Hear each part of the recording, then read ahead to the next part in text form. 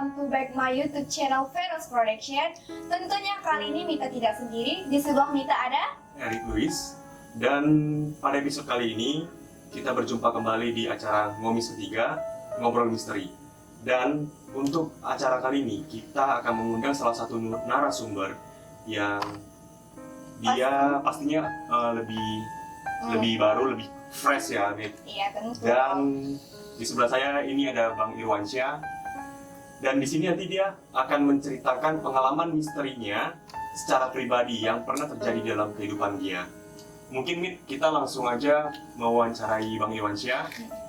Bang Irwansyah, kegiatannya sekarang apa? Kalau sekarang mau memulai bisnis baru. Bisnis baru. Wow. Dan Bang, ini kan Abang kan udah memulai bisnis baru nih, ya kan? Pastinya ada dong yang istilahnya kayak kejadian misteri, Hal-hal mistis gitu. hal-hal mistis yang pernah terjadi dalam kehidupan Abang gitu. Mungkin bisa di-sharingkan ke pemirsa di rumah? Gini, kebetulan bisnis ini kan aku masih kayak melakukan uji coba.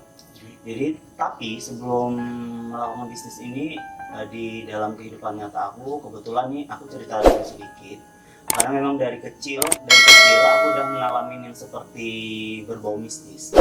Karena memang ada turunan dari keluarga, jadi memang bukan dibekalin sih, memang mereka ikut hadir di keluarga kami. Gitu. Jadi Bang, kan kata orang di dalam memulai suatu bisnis itu ada yang namanya seperti kayak apa sih nih yang dibilang Tumpal atau untuk melariskan bisnisnya gitu. Oh iya. Kayak jimat-jimat gitu ya. Seperti jimat-jimat seperti itu. Apakah dari pribadi Bang Irwansyah itu percaya seperti hal yang jimat seperti itu? Percaya nggak percaya, tapi kita juga melakukan itu gitu. Karena memang di zaman yang apalagi super modern dan canggih ini, mungkin kebanyakan orang nggak percaya dengan hal yang seperti itu. Tapi nggak ada salahnya kalau dicoba, dan ternyata memang karena kita mempercayainya dan manjur gitu. Manjur ya.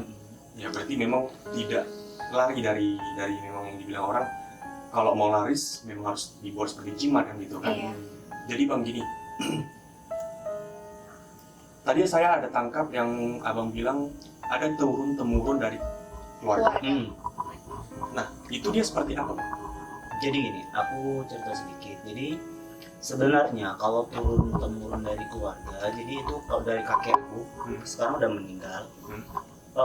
Itu jenisnya adalah ular, dan ularnya itu nggak panjang, cuma 1 jengkal. Okay. Dan sekarang waktu kakek aku udah meninggal, jadi dia pernah terakhir muncul itu ketika aku berusia sekitar 4 tahunan. Jadi dia melingkar di ayunan, di tali ayunan. Wow. Jadi dia melingkar di tali ayunan, dan itu adalah bentuk dia memang lebih suka ke cucu laki-laki. Cucu laki-laki ya. Jadi temurun-temurun. Iya benar. Dan itu seperti pelindung. Nah, pelindung di keluarga kami gitu. Penjaga tubuh gitu. Benar. Jadi dia melindungin kalau setiap ada keluarga yang bakal terancam seperti itu. Terancam dalam artian dari hal-hal gaib lainnya. Nah, itu satu yang agak sedikit ngeberontak kalau kami tidak melakukan rutinitas, itu ada jenis buaya putih. Buaya putih. Jadi itu buaya putih itu sebenarnya enggak dari keluarga kami langsung. Jadi ceritanya kakek kami pernah menikah dengan orang Melayu, dan jadi buaya putih itu dari garis keturunan orang Melayu tersebut. Namun singkat cerita, garis keturunan dari darah orang Melayu itu sudah habis semua, turun-temurun. Jadi akhirnya ikut ke kita gitu. Kita udah coba untuk berusaha bukan ngebuang sih, maksudnya Melepaskan. melepaskan, tapi nggak bisa. Baik. Itu melepaskan. Memang ada faktor dari si pelindung itu memang tidak maukah, atau memang harus ada seperti dikasih sesajen atau tumbal gitu biar dia itu mau keluar gitu? Ada. Jadi gini, jadi itu kalau untuk buaya putih itu sendiri, itu ada rutinitasnya. Jadi per tahun, per 1 tahun dan udah masuk waktunya kami harus melepas lancang kuning. Jadi kalau kami nggak lepas lancang kuning ke laut lepas, maka bagian dari keluarga kami akan ada yang sakit dan itu akan bergiliran. Jadi ini kan dari sebelah orang tua pihak wanita. Jadi orang tua pihak wanita itu ada 5 bersaudara dan mama aku itu yang keempat. Jadi pernah kejadian itu kami nggak rutinitas itu kami tinggalkan dan satu persatu diserangnya. Diserang. Diserang seperti apa tuh Kak Iwa? Gini, jadi diserangnya jenis didatangkan penyakit. Jadi ada yang diserang melalui fisiknya, tenggorokannya bermasalah, terus kayak badannya, dan kita udah cek dan ternyata itu nggak ada penyakit medis. Jadi memang pure dari sana, kiriman dari sana. Wow, merinding ya. Iya, gila. Selain hal itu, hal-hal mistis apa sih Kak Iwa yang pernah terjadi di dalam hidup Kak Iwa yang paling menantang gitu, entah atau apa? Ada 2. Saya balik lagi di usia saya 5 tahun. Jadi saya nggak tahu itu antara mata batin saya kebuka atau enggak, saya nggak tahu. Tapi di situ pada saat memang kondisi fisik saya masih teringat sampai sekarang karena memang itu nggak bisa aku lupakan. Jadi kayak mata batin aku kayak terbuka dan aku melihat di rumah aku tuh banyak sekali sosok-sosok makhluk gaib yang sebenarnya aku nggak mau ingin lihat gitu.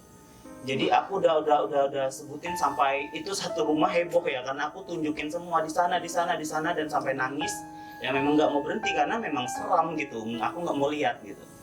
Itu yang pertama. Dan yang kedua, aku pernah cerita. Jadi kami pernah rombongan satu mobil bersama teman-teman. Jadi cerita mengenai sosok buaya putih ini. Jadi bukan iseng-iseng cerita, memang cerita. Cuman ada nih teman yang memang degil dan nggak percaya. Oke. Tadinya kalau nggak percaya gitu aja udah nggak ada masalah ya. Iya. Nah, malah ini dia kayak ngolok gitu. Jadi aku bilang buaya putih, dia bilang itu hanya tunggul. Jadi dia terus mengolok, dan terakhir pas di hutan ini kejadian kurang lebih 3 tahun atau 2 tahun yang lalu. Dan di hutan bannya meledak. Ban mobil kami meledak dan semuanya keluar cari apa penyebabnya. Di situ nggak ada batu, nggak ada paku, nggak ada lubang dan pure meledak. Dan Meledak itu sendiri gitu kan? meledak dan posisinya di tengah hutan dan gelap. Serem banget gitu ya. Itu memang langsung nyata kejadian gitu. Baru mereka di situ sadar. Makanya yang satu ngobrol langsung nyalahin kan, makanya lain kali jangan sembarangan, ini kita di hutan gitu. Buat teman-teman ingat ya, kan bisa dicontoh tuh kan, jaga lisan di saat pada kayak tempat-tempat hutan atau ya Istilahnya memang seperti jaga ucapan lah di tempat-tempat yang kita kunjungi, yang istilahnya seperti kita orang baru yang mau berkunjung, tapi ya memang harus jaga jaga sikap. lisan, jaga sikap kita. Iya. Benar. Karena ini real loh. Dan benar, satu lagi gini. Jadi kan masing-masing kita memiliki kepercayaan tentang makhluk halus atau makhluk gaib kan. Iya. Jadi dan masing-masing orang dan individu keluarga, mereka kan ada yang mempercayai seperti itu. Nah, alangkah baiknya kalau memang kita nggak percaya gitu kan, atau kita nggak meyakinin itu, udah abaikan. Ya, Jangan benar. diolok-olok dan dijadikan bahan lelucon. Benar banget. Karena aku sambil merinding nih. Nggak tahu kenapa ya aku merinding. Jadi pernah, jadi kebetulan di keluarga aku itu wawa aku sekarang yang menerusin dari kakek aku. Jadi wawa aku tuh selalu pesan, kalau makhluk-makhluk seperti itu sangat sensitif. Jadi jangan sesekali kita mengganggu mereka. Gitu. Iya, Kalau benar. udah kita ganggu, fatal dan permintaannya akan sulit gitu. Iya. Istilahnya ketika si makhluk itu meminta sesuatu yang aneh-aneh, jadi istilahnya kayak Sesajen. sesajen ini. Tapi terkadang sesajen itu yang susah Sulit. dicari gitu. Itu Nah, yang susah. pernah juga nih kejadian. Aku ingat dari sesajen ini. Jadi ada seorang guru aku nggak mau sebutin guru apa dia. Dia adalah guru. Beliau itu adalah orang yang baik, sholatnya rajin, mengajinya juga bagus. Kalau dalam agama itu bagus.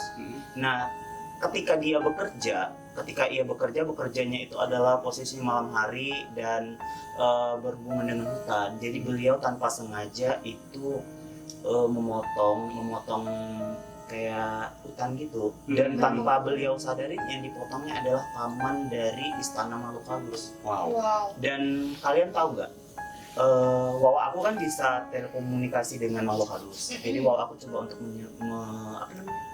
menyembuhkan, dan makhluk halus itu bilang gini, kamu pulang. Orang ini nggak beretika dan nggak beradab. Di dalam dunia kami ini udah sangat fatal.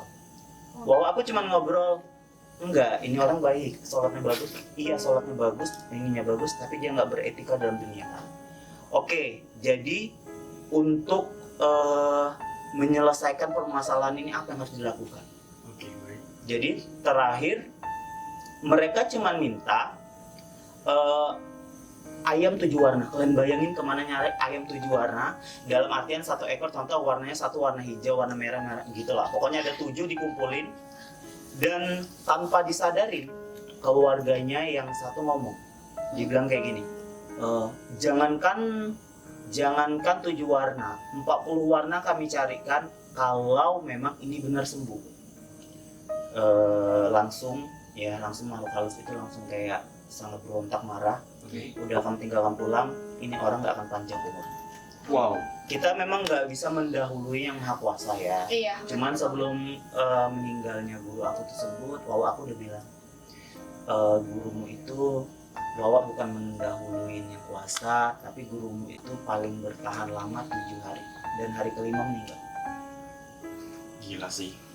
Itu sangat benar-benar sangat fatal sih ya. Itulah memang tadi yang dijelaskan sama Bang Irwansyah. Memang ya secara pribadi sih, manusia itu memang di dunia ini nggak tinggal sendiri. Iya. Ada lagi kehidupan yang kedua gitu. Benar. Jadi harusnya kita memang ya antara percaya atau enggak, tapi memang ya harus kita percaya dengan kehidupan mereka. Jadi jangan sesekali kita memang menolak mereka.